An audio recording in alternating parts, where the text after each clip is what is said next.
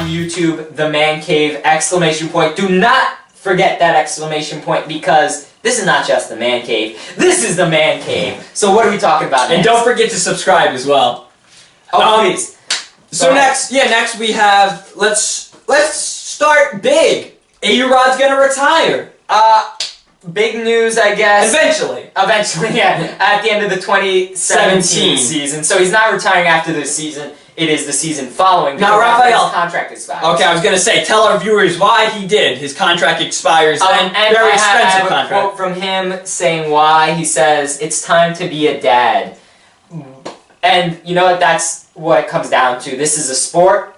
So in the end, he knows like it's time for that stage of his life to be over. I don't expect him to deviate too far from the sport, honestly. I don't think so. We've seen him broadcasting already on. He has a fantastic speaking voice. Like, when I heard him, I was very surprised. He has a lot of baggage, but he's turned himself around. I'm very impressed. I am 100%. Not an A-Rod fan, but really, he's turned himself around a lot. And you don't have to be a fan of A-Rod, but you could be a fan of what he's doing now and how he's able to stay out of that limelight. And he did turn himself around, and I hope he stays that way for the remaining 2 seasons he has. Yeah, it shouldn't be too hard. 2 seasons, right? Yeah. 2 seasons, yeah. No, it shouldn't be. Just don't stick a needle in your arm. Exactly. And simple. Unless you're giving blood, because giving blood is a wonderful thing. Please give blood. Coming from some blood drive workers ourselves as well. We're not just sports guys, so multi-purpose men. Yeah, but that's all I have to say about A-Rod. Honestly, like, it's not a matter of, like, we could bash A-Rod and we could love A-Rod. There's no point in doing this now. He's retiring. He had a fantastic career. He definitely won't be in the Hall of Fame. No way. Doesn't deserve to be, but I do appreciate that he's turning himself around and actually not making a mockery anymore, but making a legitimate career to end his career. I appreciate him as a Yankee. I don't think, like, he'll be as thought of, like, as a Barry Bonds, where it's like, the first thing you hear when you hear Barry Bonds is steroids. I don't know. That's going to be hard. In the future, I don't know that the first thing you're going to hear when you hear A-Rod's name is steroids. I think you're going to hear a lot more. I think steroids will be a part of that. It depends, yeah. But I don't know that steroids, like, when you hear Barry Bonds, first thing, steroids, right? Second thing, home run record. Yeah.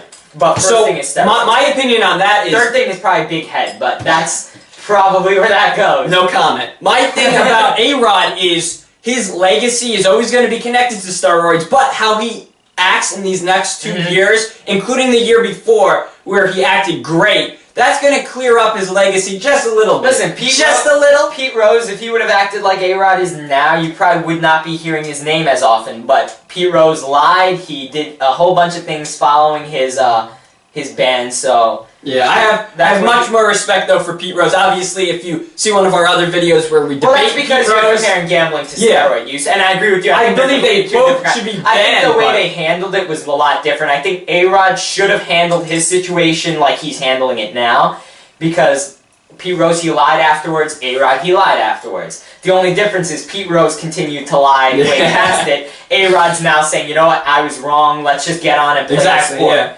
So, Let's deviate from that because that was 5 minutes. Oh my goodness, we could not deserve that kind of time. So we got some values of some local baseball teams. The Yankees are valued obviously by Forbes.com, the most valuable team. Dodgers as the second most valuable team. That comes as no surprise. But what does come as a surprise? It shocked me honestly a lot. What shocked him and what comes as a surprise is the Mets, who actually ranked 6th on Forbes. This is a team. They're ranked, 6th with that value at $1.65 billion. Not what I expected. Yeah, this is a team because they invested in Bernie Madoff. They were in huge debt. They didn't spend on anybody, and now they're starting to come out of that hole to now where they're put a compilation together of as many times as John has said Madoff. Madoff. I just want to see like his facial expression every time he mentions. I'm not a fan of Madoff. As a Mets fan, I am not a fan of Madoff. He made off with the money. However, the Wilpons, they knew what they were doing. I mean, come on, just look at the interest. I don't know about that. I don't know if they knew what they were doing. I don't think you could ever consider that. If you're smart knowledgeable people. No, but if you're smart businessmen, you're not going to invest in somebody who has interest rates. Which is what makes me say that they did not know what they were doing. I disagree. No, they knew what they were doing. They knew what they were doing. Let's not bore people with numbers. We'll move on now. NBA, something funny, but could be viewed negatively by some people, is LeBron James unfollowing the Cavaliers' Twitter account. Now, why is that important? It's not.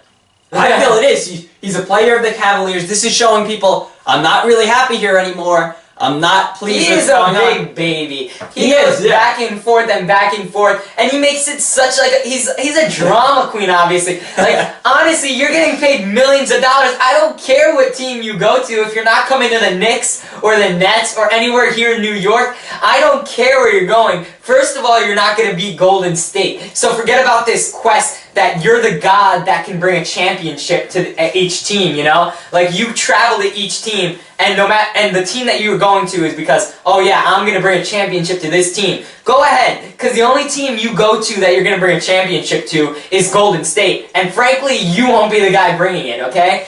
So, spare me the whole, oh, guys, I'm making this huge deal because I'm going to a different team this year and I'm not happy where I am.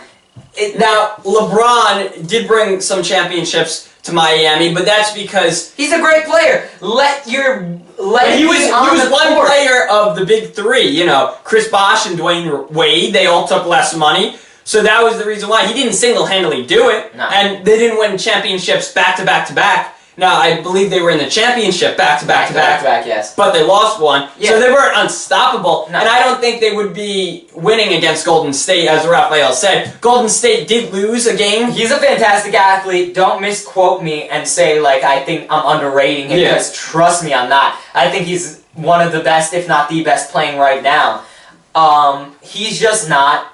I just don't like guys who perform so well on a field, on a court, on the ice, anywhere, but let their words speak louder than their actions. Because his actions speak loud. So when his words are getting, like, when you're bringing up his Twitter account over what he's doing on the court, that's a problem to me. And it's made the news, yeah. Exactly, because his actions speak so loud. So if you're speaking louder than if his words are speaking louder than his actions, come on, man, chill out. Because you're being paid so much. You're loved by every team you're on, and you just, I don't care if you're unhappy with the team, honestly. Play. Yeah. And if you want to leave after the season's done, leave. That's why you have an agent. Maybe your team, your fans care, but stop it. Like, you're making so much money, you're playing so well. Anyway, just moving on, I know you could talk about your distaste for LeBron's actions, but you don't think it's not his actions, it's his words. Yeah, words, actions. You don't think they're going to beat Golden State, the Cavaliers? No. They won't. Cavaliers lost Golden State, lost the game to the Spurs. Spurs can be considered the second best team in basketball. Oh yeah, the Spurs are the best team in baseball. Yeah, absolutely. But anyway, the Spurs only have about 11 losses. Golden State now 6. Two really good teams, so Golden State losing to the Spurs, not that surprising.